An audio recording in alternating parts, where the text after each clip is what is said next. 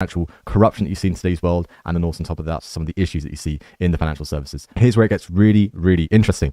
In case you missed it, on CBDC benefits, central banks could foresee and mitigate systemic risks to soften economic impacts from inflation and also deflation. Because we talk a lot about inflation for the time being, and that's fine to see. I mean, it is caused by some of the energy crisis we see at the moment, and people just being let out to their homes as well from last year, and spending their money. And if you have a lot of people spending a lot of money in a short space of time, it does raise prices, and that's how you get inflation.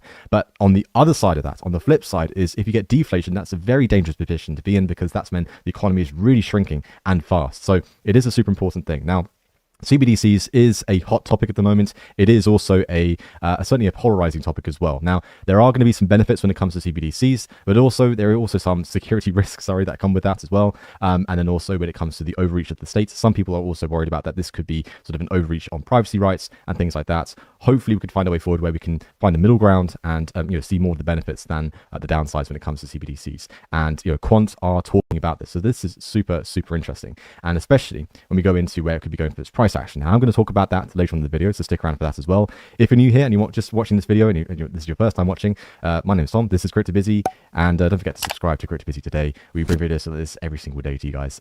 It's great fun, and you guys make it worth it.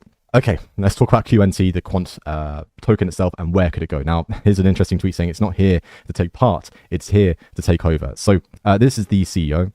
As you can see, one of the head people at Quant, and the committees that they are on board as well, is that they're involved with the government in the UK, the European Commission, again, ISO 222, BSI, which is also a British standard as well, UK Parliament, and Bank of England. So they're in some very interesting positions at the moment. And it could be a position where they could take over in that sense. And if they do, the adoption rate for Quant would be exponential, and that would be quite something.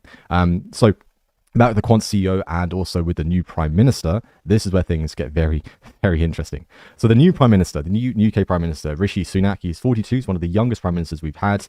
It'd be interesting to see what he can bring, if we are going to be getting a general election, or if he's going to carry on with what's happened. But yeah, it's interesting to see where this could play out and how it could unfold. But he was an ex-colleague of the Quant CEO. This is where things get very interesting. Now, again, there could be some sort of conflict of interest. Hopefully there isn't that sort of stuff going on. But again, there are some connections. It's not what you know in this world, it's who you know. And as I said, Rishi Sunak will become the UK's Prime Minister today.